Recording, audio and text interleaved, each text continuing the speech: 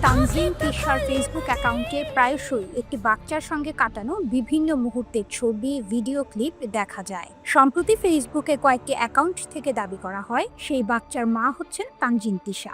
মূলত শুক্রবার ৪ জুন রাতে মার্কিন মুলুকে অভিনেতা জায়েদ খানের টকশোতে হাজির হন যখন আমাকে বলা হলো, আমাকে বলল বা আপনি যখন আমাকে বললেন, যেখানে অভিনেত্রীকে প্রশ্ন করা হয় ৫ বছর পর নিজেকে কোথায় দেখতে চাও। জবাবে তিশা বলেন, I will be a mother. এর মধ্যে আমি বিয়ে করব, মা হব।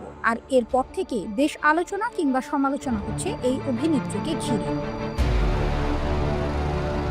অভিনেত্রী বলেন, দেখুন, এভাবে হয়তো কেউ বলবে না যেভাবে আমি বলেছি, কারণ মানুষের প্রফেশনাল লাইফের সঙ্গে পার্সোনাল লাইফটাও গুরুত্বপূর্ণ। সেটিকে এড়িয়ে চলার সুযোগ নেই, লুকানোরও কিছু নেই। এরপরই অভিনেত্রীর কাছে জানতে চাওয়া হয়, তোমাকে নিয়ে ছড়িয়ে পড়া একটি গুজব সম্পর্কে বলো। জবাবে তিশা বলেন, অনেক গুজব শুনেছি, তবে এর মধ্যে একটা হচ্ছে আমার নাকি 2টা বিয়ে হয়েছে, 3 নম্বর বিয়ের অনুসন্ধান চলছে, আর আমার একটা বেবি আছে যাকে তার দাদির কাছে লুকায় রাখছি। তানজিম তিশা বলেন, এসব গুজব শুনে আমি আমার পরিবার সকলে মিলে অনেক হাসছি, কারণ ওই বেবিটা আমার বোন। তিশার এই বক্তব্য ছড়িয়ে পড়তেই সেই বাচ্চা প্রসঙ্গে নানা তথ্য ঘুরে বেড়ায় সোশ্যাল মিডিয়ায়। বিষয়টি নিয়ে এবার যেন বেশ ক্ষুব্ধই হয়েছেন এই তারকা।